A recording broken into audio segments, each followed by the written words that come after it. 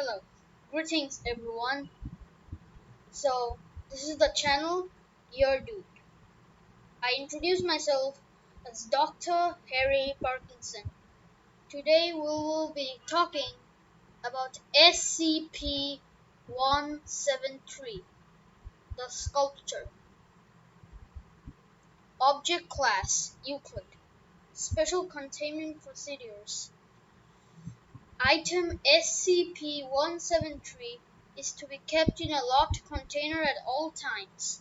When personnel must enter SCP-173's container, no fewer than 3 may enter at any time, and the door is to be relocked behind them. At all times, 2 persons must maintain direct eye contact with SCP-173 until all personnel have vacated and relocked the container.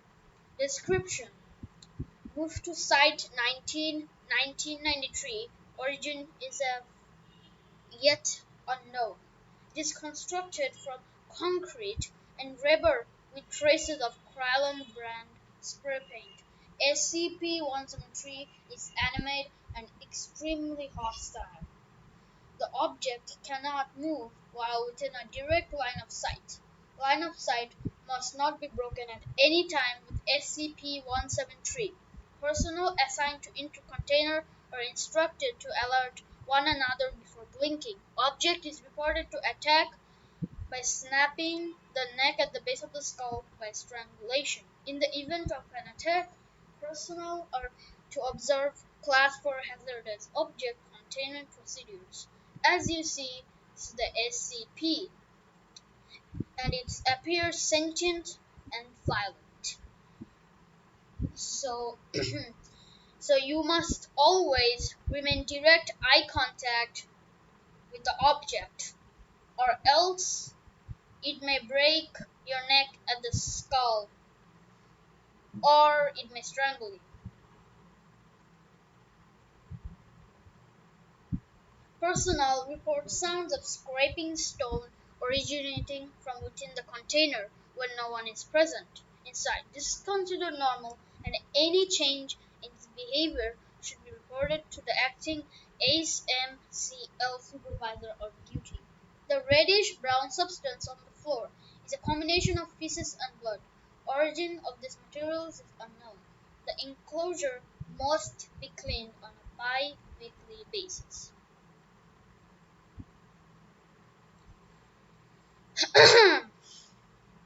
So, SCP-173 is a very dangerous object.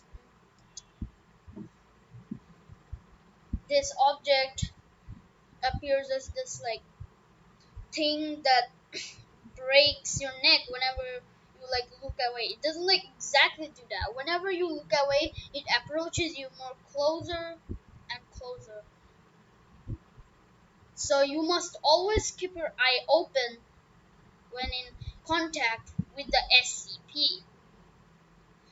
This SCP is a level 3 SCP with level 3 security clearance and requires Class 4 hazardous special containment procedures. So, as you see, the SCP looks like this. Though it's black and white, in the colors, its skin is white. It appears as this statue, and the crown paint, it has this green eyes and 2 other black eyes. It's kind of resembling a spider, and it also has a black butt. Quite funny, right? But don't take it unseriously, or you may just die. The information given out on the SCP right now is only after level 3 security clearance, or you will be tracked down or may turn into a D class. So please don't give out this information to any under level 3 security clearance.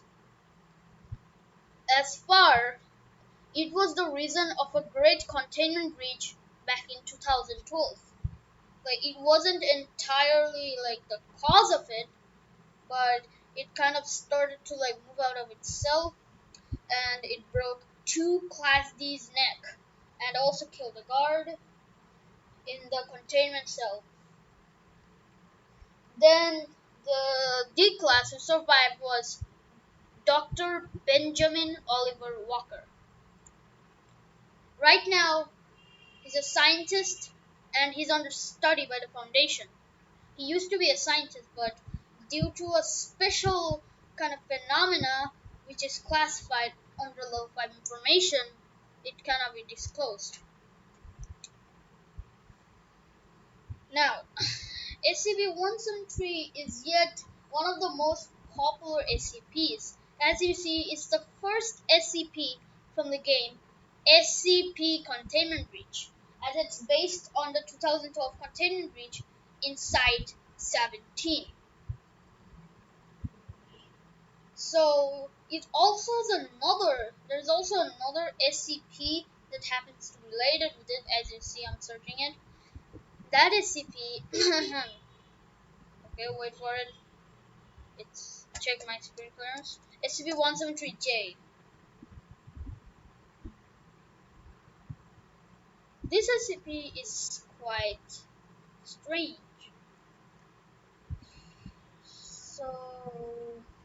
So item SCP-173-J.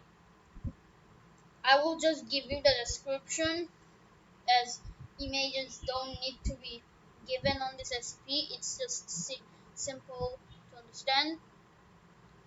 SCP-173-J is to be given a container to act as a central living area. As SCP-173 is basically harmless, is to be permitted to move freely about Facility 17. The site director foresees no adverse consequences from this policy. Update: following disastrous unforeseen consequences, new procedures are in development. See Incident Log 8-1792. Description: contained in Facility 17 as of 1992.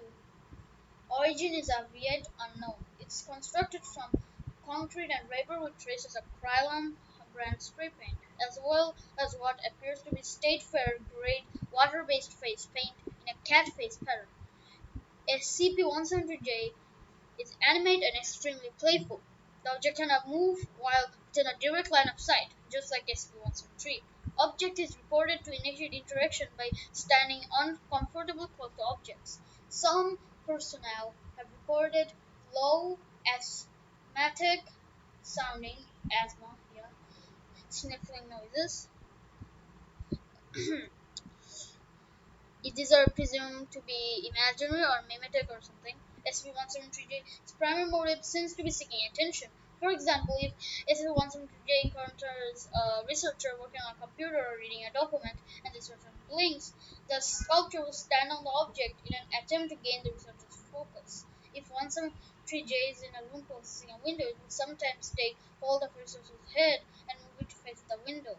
This has been construed as SCP-173-J earnestly requesting to play outside.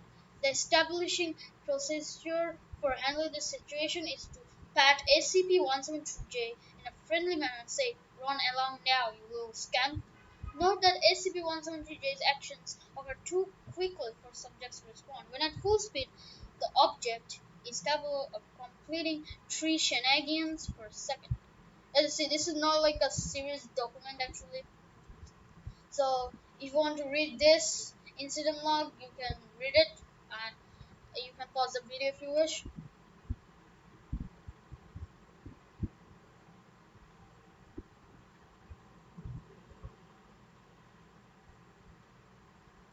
There's also another incident log.